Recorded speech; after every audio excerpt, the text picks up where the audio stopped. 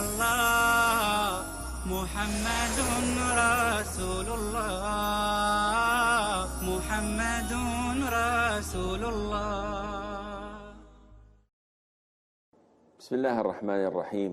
الحمد لله رب العالمين، وصلى الله وسلم وبارك على المبعوث رحمة للعالمين نبينا محمد وعلى آله وصحبه أجمعين. Dear brothers and sisters in Islam, Assalamu alaikum wa rahmatullahi wa barakatuh. Hadith number 36 in our series Al-Arba'een Nawawiyyah is a long hadith again, and it is filled with lessons to be learnt.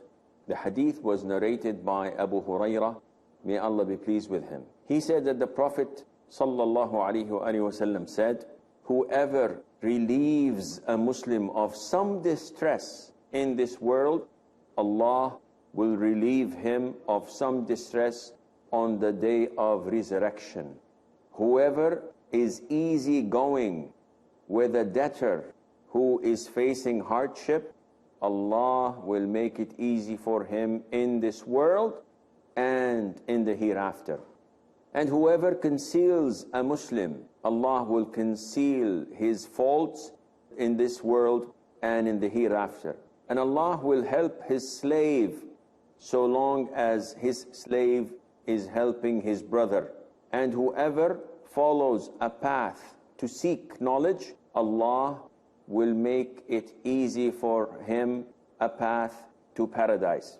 Whenever people gather together in one of the houses of Allah, reciting the book of Allah and studying it among themselves, then sakina, that is tranquility, will descend upon them.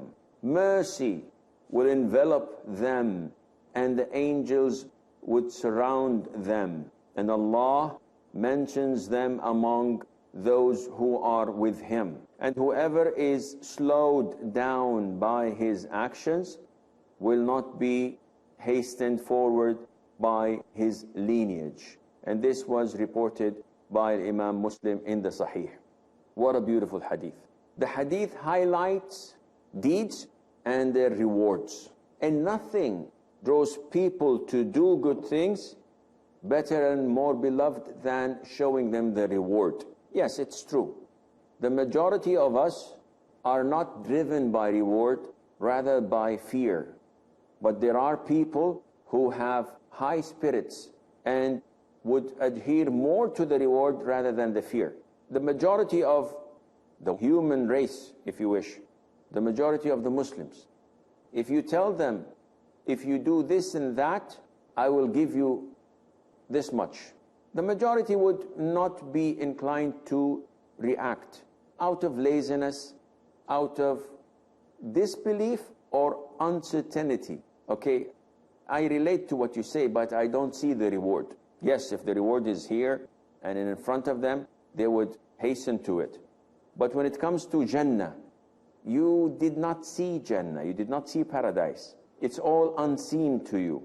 So it depends on your conviction and on the level of Iman that drives you to work. If I put a sack of money and say, listen, if you pray 2 rak'ahs now, I'll give you this money, you will immediately do it. But when I tell you I'm going to build you a house, a palace that is a brick of gold and a brick of silver, and that the rivers gush underneath, honey, milk, and you would have this and that, you're a bit inclined to do it. Why? Because you don't see it in front of you. And that is why the believers are praised by Allah, because they believe in the unseen. However, when it comes to intimidation, fear, threatening, the majority of Muslims would stop. Why? Because they fear the punishment. So, in this beautiful hadith, the Prophet judgment is an awful thing, something that is shocking. On that day, a nursing woman would leave nursing her child, and a pregnant woman would drop her load because of the fear of that day. It's a horrible day.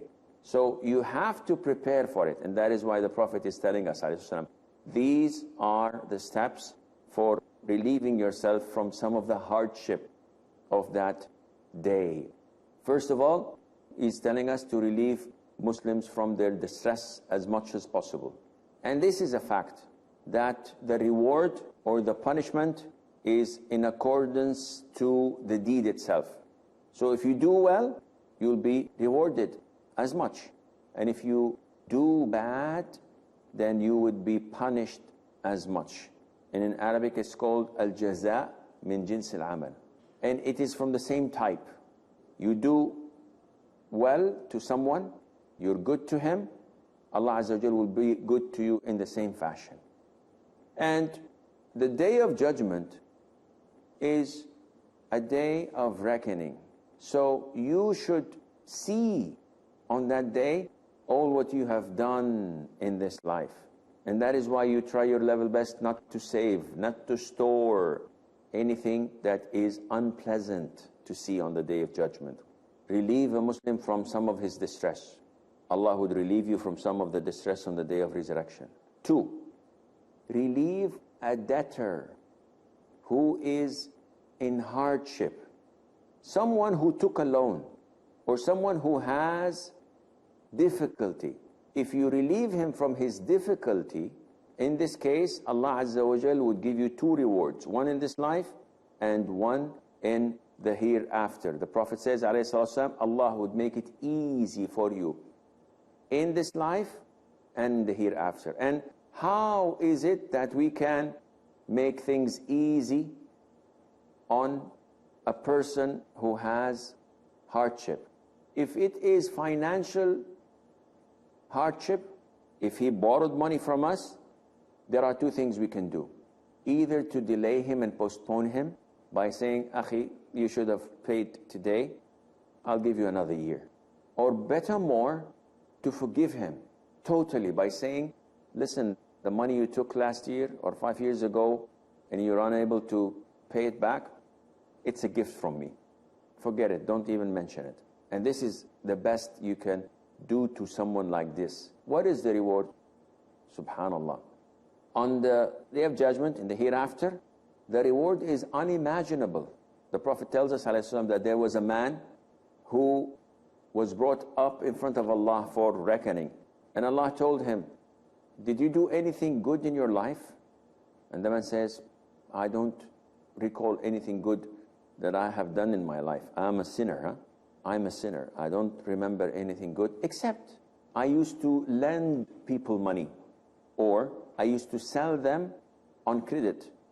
And then I would dispatch my servants and my boys, and I tell them, whoever you go to and find that he has money, take it.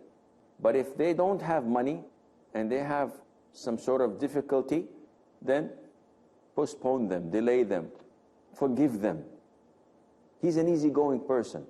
Allah the Almighty looks at him and says, because you have done what you had done, we are more, Allah says, we are more worthy to forgive you than you forgiving those. And Allah forgives his sins.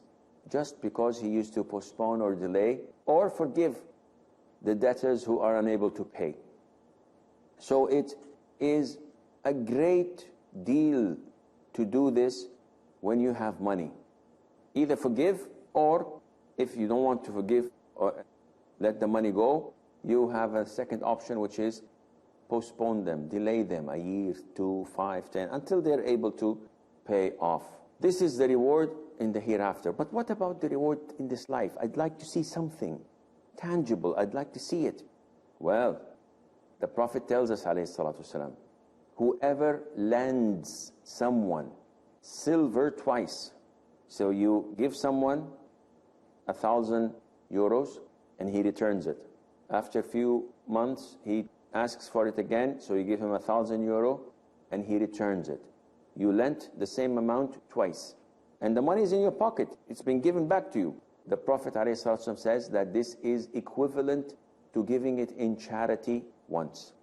What kind of investment that has such returns? You invest 100% and you get 50% as profit. This is extraordinary. You think? Well, listen to this other hadith. The Prophet says, alayhi salatu wasalam, whoever postpones a debtor in hardship. Now the first example, you give someone €1,000, you take it back. You give someone €1,000, you take it back. This is equivalent to €1,000 in charity, and the money is in your pocket. The second example, which is a mind blower, the Prophet says, alayhi salam, if you give someone money and you know that he does not have money to return it back, but you give him a debt and you postpone him, and the man says, listen, I'll give you the money in a month's time, and the month comes, the deadline is due, and the man says, I don't have money. So you postpone him to another date, to another deadline, let's say another month. The Prophet says that this second postponement, the second month, every single day, Allah would reward you the reward of paying the amount as charity. So if I gave him €1,000 and a month passed and he apologizes and says, can you extend me? So I gave him another month. This other month, every single day, I'm getting €1,000 as charity recorded to my account. Wow, 100% per day. This means that €30,000 charity for €1,000 in his hand. And if the month is over and I go to the man and say, give me my money back, please. And he says, wallahi, I don't have. So you postpone him. Now this is the third time you postpone him. The Prophet says, alayhi salam, for every single day, you get twice the charity. So now the third month would be, instead of €30,000 for €1,000, it would be €60,000. And no bank can ever offer such a percentage. And this shows us that if we have access of money, lending it to people whom we trust they will do their best to give it back. I would not lend it to crooks and thieves. I'm trying my best to utilize my money, give it to those who are in need, who I trust that they'll do their level best to return it back. Lending it to them is better than leaving it in the bank.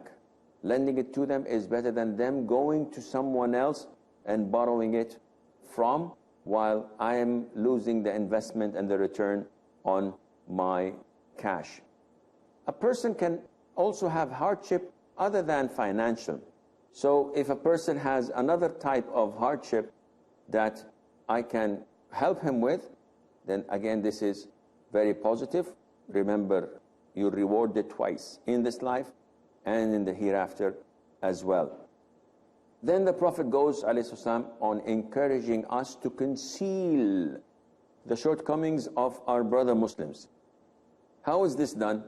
Well, concealing the shortcomings can be positive and can be negative.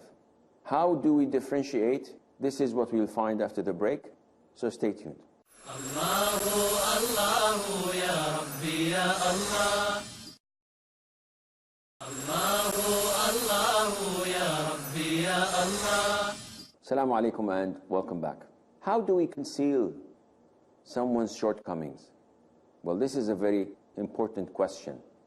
A lot of us are professionals in exposing our brothers' shortcomings. You find so many people having this problem of loving to discredit others.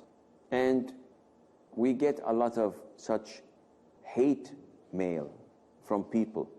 Oh, you're TV stars, you're big-headed, you're so-called da'is or scholars, you have this and this and this and this, and they make it public, and they make an issue out of it, and they go out and sending emails and writing articles.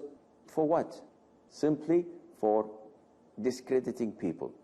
Now, you have to draw the line. There is a difference between advising and exposing. As Imam Shafi'i said, when you want to advise someone, make it personal. Because if you advise someone in public, this is slandering. This is exposing him.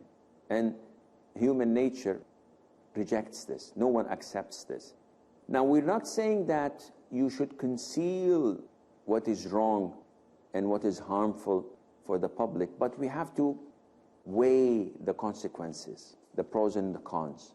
If you're concealing a robbery, if you're concealing something that is harmful for the community, if you know that there is a terrorist or a group of terrorists plotting to blow up a building, a restaurant, to harm others, Muslims or non-Muslims alike, if you know that they're going to do this something which is awful and bad, it is sinful upon you to conceal it. On the contrary, you'll be a partner in it, because you did not forbid evil. You did not stop this act from happening. Therefore, concealing such shortcomings is not something that Islam praises or advocates. If you see someone who is about to kill someone, or he's about to rob a bank, and you said, oh, may Allah forgive my brother, I'll conceal that. This is not permissible. But when you see someone who is practicing, who's righteous, or he's a normal Muslim who is not known for doing any bad acts, but you see him smoke, or you see him going out with a woman, or drinking, or doing some sort of a sin, and he's not doing it publicly. He's concealing it and nobody knows about it except you. It is forbidden for you to go out and to talk to people and say, I saw brother so-and-so, I saw sister so-and-so do this or that. This is something between them and Allah. And Allah concealed it, and only you were exposed to it. It is forbidden for you to come out and say that I'm going to do that, or I'm going to expose that person. And this does not mean that I should conceal that which is wrong. For example, if a da'i, if a scholar, if a student of knowledge, if they say something that is wrong publicly, I may denounce that publicly and clarify it to the masses that this statement is wrong. It goes against the Quran, the Sunnah, or it goes against the understanding of the Salaf. But I don't have to be rude. I don't have to make a scene out of it. I don't have to be impolite. I would simply say that the brother, and I acknowledge that he did a lot of good things, he made a mistake in this issue, and maybe he was not aware of it, maybe he was neglectful, maybe this or that, but the truth is 1, 2, 3. So I clarify this. But to go and slander him and make an issue out of it, and I go and track his record in all of his books and videotapes and audio, and say he said this on the particular day, and make him worse than the Nazis, make him worse than Hitler, this is unacceptable and it is inappropriate. This is not the Islamic ethics. People neglect how soft and kind the Prophet was, ﷺ, leaving the Prophet ﷺ's beautiful example in advising people. In the hadith, the Prophet says, ﷺ, Allah would be in your assistance as long as you assist your fellow Muslim. So you can take this as the previous hadith we've mentioned earlier, وَاللَّهِ لَا يُؤْمِنُ أَحَدُكُمْ حَتَّى يُحِبَّ لِأَخِيهِ مَا يُحِبُّ لِنَفْسِهِ. One of you would not attain Iman until he loves for his brother what he loves for himself. This is the same. You being in the assistance of your brother, Allah will assist you. Of course, will assist you if you assist your brother in means or in ways of goodness, not assisting him in evil, as we described that before. The Prophet tells us about, ﷺ, those who seek a path of knowledge, how Allah Azza wa Jal would interpret this into a way of paradise. So the more you are struggling and studying hard to acquire Islamic knowledge of the Quran, Sunnah, Fiqh, Hadith, etc., Allah would pave a way for you to paradise. And then the Prophet ﷺ highlights the beauty of studying the Quran, learning and reciting it in a masjid. And this is one of the great deeds that a lot of the Muslims have neglected. With the internet, with social networks, they've neglected staying in the masjid and learning more and more about it. Well, the Prophet tells us that whenever they gather, the sakina, the tranquility would descend, and Allah would envelop them in His mercy, and they will be surrounded by the angels. Not only that, the greatest reward is Allah would mention them in the presence He's in. So the angels would listen to Allah praising and mentioning these people who are studying the Quran in the masjid. And this is a great reward. And from this hadith we know that there are angels that Allah Azza wa Jal created them to help and to assist the believers, the humans. And the angels we know are created from light. And finally the Prophet says, alayhi salam, that after all of this, be mindful of the fact that what counts on the Day of Judgment is not your lineage, but it is your deeds. And that is why the Prophet said, alayhi salatu wasalam, whoever deeds are not hastening him to paradise, then his lineage would not benefit him. And that is why sallallahu alayhi wa sallam said to Fatima bint Muhammad, to Safiya bint Abdul Muttalib, to all of his next of kin and close ones, ask me for whatever you want of money, because on the Day of Judgment I will not benefit you the least. So being from a decent lineage or from a reputable family does not have any effect on you on the Day of Judgment. What helps, what counts are your deeds. This is all the time we have. Until we meet next time, fi amanillah. Wassalamu alaikum wa rahmatullahi wa barakatuh. Allahu, Allahu, ya Rabbi, ya Allah. Allahu, ya Rabbi, ya Allah. La ilaha illallah. La ilaha illallah. La ilaha illallah. Muhammadun Rasulullah. Muhammadun Rasulullah. أرجو رضاك يا الله، أنت الرحيم يا الله، هبني عطاك يا الله، أنت الكريم.